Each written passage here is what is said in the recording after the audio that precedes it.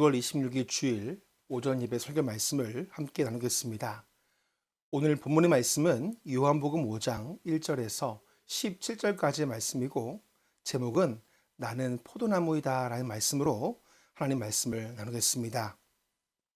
얼마 전 이 제주일보라는 인터넷 신문사에 이런 글을 보게 되었습니다. 글 제목은 인간관계의 중요성이라는 제목이었습니다. 글의 내용을 보면 삶의 궁극적인 목적은 행복인데 이 행복은 인간관계에서 나온다라는 것입니다. 그래서 미국의 행복학자인 이 포웰이 말하기를 행복의 85%가 원만하고 바람직한 인간관계에 달려있다라는 글을 소개하면서 요즘 시대는 인간관계의 시대가 아닌 인간거래의 시대라고 이야기를 합니다. 인간거래라는 것은 단순히 어떤 목적 달성에만 초점을 둔 사람들의 만남이라는 것입니다. 그래서 사람 감정에 소통도 없고 서로 협력하고자 하는 의욕도 없고 인간성은 없고 오직 목적만 있는 관계를 바로 인간거래의 관계다라고 말을 합니다. 하지만 인간관계는 반대입니다. 감정이 서로 소통하고 서로 협력하고 또 서로 도와주는 의지가 있는 관계가 바로 인간 관계인 것입니다. 이 신문 기사에서 기자가 말하고 싶은 것은 그만큼 이 시대가 인간 관계는 점점 줄어들고 목적만 있는 인간 거래 시대를 살고 있으니 다시금 좋은 인간 관계를 회복하는 것이 중요하다라는 것이었습니다. 오늘 말씀은 예수님과 제자들과의 마지막 관계가 이루어지는 시점에서 말씀하신 내용입니다.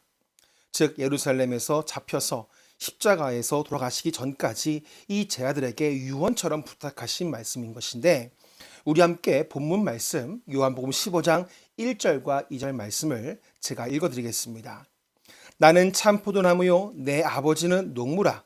물은 내게 붙어 있어 열매를 맺지 아니하는 가지는 아버지께서 그것을 제거해 버리시고 무릇 열매를 맺는 가지는 더 열매를 맺게 하려 하여 그것을 깨끗하게 하시느니라. 아멘.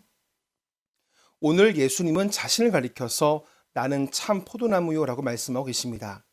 예수님은 포도나무인데 참 포도나무라고 말씀하고 있는데 이 참이란 말은 진짜라는 뜻입니다. 그래서 예수님은 진짜 포도나무다라는 뜻입니다. 여러분 아무리 조화가 이쁘더라도 이 조화에는 생명이 없습니다. 그래서 조화나 이 모조나무는 스스로 열매를 맺을 수 없지만 살아있는 진짜 나무는 생명이 있기 때문에 열매를 맺게 되어 있습니다.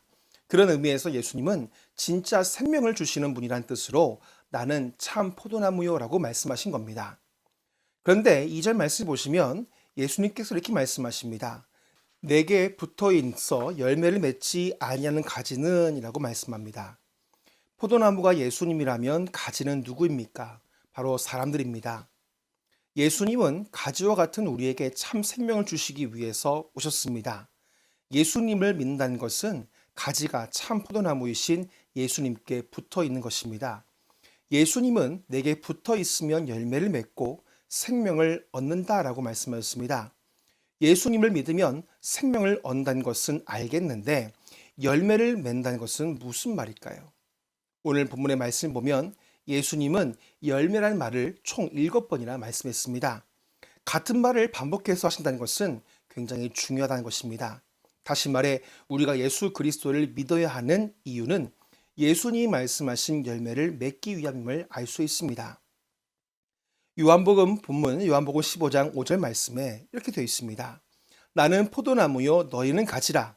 그가 내 안에 내가 그 안에 거하면 사람이 열매를 많이 맺나니 나를 떠나서는 너희가 아무것도 할 수 없음이라 라고 말씀합니다. 예수님께서 말씀하신 열매는 오직 예수님 안에 있을 때 또는 예수님이 내 안에 계실 때에만 맺혀지는 열매입니다. 예수님께서는 제자들과 함께 계실 때에 열매에 대해서 말씀하신 적이 있습니다. 마태복음 7장 16절에서 20절까지의 말씀입니다. 그들의 열매로 그들을 알지니 가시나무에서 포도를 또는 엉겅퀴에서 무화과를 따겠느냐. 이와 같이 좋은 나무마다 아름다운 열매를 맺고 못된 나무가 나쁜 열매를 맺나니 좋은 나무가 나쁜 열매를 맺을 수 없고 못된 나무가 아름다운 열매를 맺을 수 없느니라. 아름다운 열매를 맺지 아니하는 나무마다 찍혀 불에 던져지느니라. 이러므로 그들의 열매로 그들을 알리라.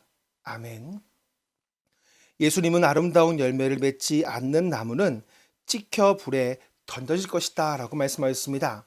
다시 말해 예수님 안에 붙어 있어야 아름다운 열매를 맺을 수 있다는 것입니다. 그것이 무슨 말입니까? 바로 예수님 안에는 생명이 있다는 것입니다. 예수님은 요한복음 11장 25절에서 말씀하시기를 예수께서 이르시되 나는 부활이요 생명이니 나를 믿는 자는 죽어도 살겠고 라고 말씀했습니다. 예수님 안에 있다라는 것은 곧 우리에게 생명이 있고 이 부활이라는 열매를 맺을 수 있다는 것을 말씀하셨습니다. 지금 여러분은 예수님 안에 계십니까? 아니면 다른 곳에 붙어 계십니까? 예수님 안에 있을 때에, 즉 예수님을 믿을 때에 예수님의 생명이 나의 생명이 되고 예수님의 부활이 나의 부활이 된다는 것을 여러분 꼭 믿으시기를 바랍니다. 오늘 본문 말씀 요한복음 15장 7절에서 10절까지 이렇게 예수님은 말씀하십니다. 너희가 내 안에 거하고 내 말이 너희 안에 거하면 무엇이든지 원하는 대로 구하라. 그리하면 이루리라. 너희가 열매를 많이 맺으면 내 아버지께서 영광을 받으실 것이요 너희는 내 제자가 되리라. 아버지께서 나를 사랑하신 것 같이 나도 너희를 사랑하였으니 나의 상 안에 거하라. 내가 아버지의 계명을 지켜 그의 상 안에 거하는 것 같이 너희도 내 계명을 지키면 내 상 안에 거하느니라. 아멘. 예수님께서 말씀하신 열매는 생명의 열매라고 말씀을 드렸는데 우리가 읽은 본문의 말씀을 보면 예수님 안에 있는 생명만 공급받는 것이 아니라 예수님에게 있는 사랑도 공급된다는 것입니다. 요한일서 4장 7절과 8절 말씀에 이렇게 되어 있습니다. 사랑하는 자들아 우리가 서로 사랑하자. 사랑은 하나님께 속한 것이니 사랑하는 자마다 하나님으로부터 나서 하나님을 알고 사랑하지 아니하는 자는 하나님을 알지 못하나니 이는 하나님은 사랑이심이라. 아멘. 예수님은 하나님이시기 때문에 사랑이십니다. 예수님 안에 날마다 거하면 예수님 안에 있는 생명이 공급될 뿐만 아니라 예수님의 사랑이 계속해서 공급되는 것입니다. 예수님은 왜 제 아들에게 내 안에 있어서 사랑을 공급받아야 한다고 말씀하신 것입니까?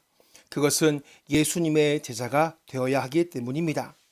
예수님의 제안은 어떤 사람입니까? 마태복음 28장 20절 말씀을 보시면 예수님이 명령한 모든 것을 가르쳐 지키게 하는 사람이 바로 제자입니다.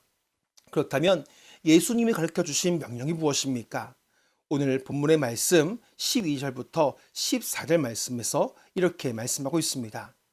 내 계명은 곧 내가 너희를 사랑한 것 같이 너희도 서로 사랑하라 하는 이것이니라. 사람이 친구를 위하여 자기 목숨을 버리면 이보다 더 큰 사랑이 없나니 너희는 내가 명하는 대로 행하면 곧 나의 친구라. 아멘. 예수님의 제자가 된다는 것은 예수님의 사랑을 삶 속에서 살아내고 그것을 다른 이들에게 전하는 것이 제자입니다. 그런데 우리는 그런 사랑을 할 수가 없습니다. 우리의 힘으로는 예수님의 그 사랑을 온전히 살아낼 수가 없습니다. 그래서 예수님은 오늘 말씀 본문 5절에서 이렇게 말씀하십니다. 나는 포도나무요 너희는 가지라. 그가 내 안에 내가 그 안에 거하면 사람이 열매를 많이 맺나니 나를 떠나서는 너희가 아무것도 할 수 없음이라. 아멘. 우리가 예수님 안에 있어야만 예수님의 사랑이 우리에게 공급되고 예수님의 사랑을 삶 속에서 나타내고 실천할 수 있게 되는 것입니다. 그렇다면 어떻게 예수님 안에 있어서 그 사랑을 공급받을 수 있을까요? 본문 7절은 이렇게 말씀합니다. 너희가 내 안에 거하고 내 말이 너희 안에 거하면 무엇이든지 원하는 대로 구하라. 그리하면 이루리라. 아멘. 우리가 예수님께 붙어 있으면 생명을 얻습니다. 하지만 예수님 안에서 사랑 공급받고 열매를 맺기 위해서는 계속 기도가 필요함을 말씀하셨습니다. 기도는 무엇입니까? 예수님과의 지속적인 교제이자 관계입니다. 예수님도 날마다 기도하시면서 하나님과의 관계를 이어가셨습니다. 마찬가지로 우리가 매일 기도하면서 예수님과의 교제를 통해서 예수 그리스도의 이 상을 구할 때 그 안에서 상이 공급되고 그 기도를 통해서 계속해서 사랑의 열매를 맺게 되는 것입니다. 그 한 예가 이 기독교 변증론의 아버지인 이 성 어거스틴의 예에 있습니다. 사실 성 어거스틴의 어머니 이름은 모니카입니다. 그런데 어거스틴은 젊은 시절 방탕하게 살았고 이 마니교라는 이 이단 종교에 빠져서 어머니 모니카의 마음은 날마다 찢어졌습니다. 하지만 모니카는 아들을 이 사랑하는 마음으로 1년, 2년, 3년 계속적으로 기도했습니다. 어느 날 당시 대주교였던 이 암브로시우스에 가서 이 모니카는 아들에 대한 기도와 아들에 대한 심정을 눈물로 호소했는데 그가 남긴 유명한 말이 있습니다. 자매님, 너무 염려하지 마세요. 낙심하지 마세요. 눈물로 기도하는 어머니가 있는 아들은 결단코 망하지 않을 것입니다. 계속 기도하세요. 라는 그런 말이었습니다. 끝까지 기도로 승리한 어머니의 이 사랑의 기도로 인해서 결국 어거스틴은 이 기독교 변증, 즉 예수 그리스도의 사랑에 대한 이 변증론을 인해서 이 교회와 이 신학에 큰 공헌을 한 인물이 되었던 것입니다. 예수님의 사랑 안에서 주님과 기도로 나아가면 그 기도에는 힘이 있습니다.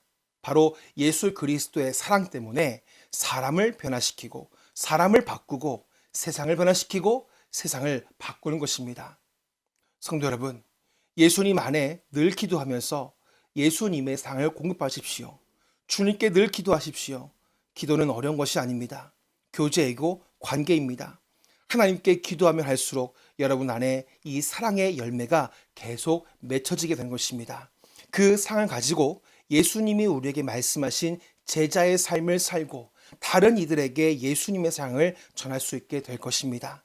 오늘 여러분 안에 예수님의 생명과 예수님의 사랑이 계속 공급되어서 예수님의 참 제자가 되어서 예수님의 이 놀라운 사랑을 삶으로 나타내고 전하는 믿음의 사람들 될 수 있기를 간절히 축복합니다.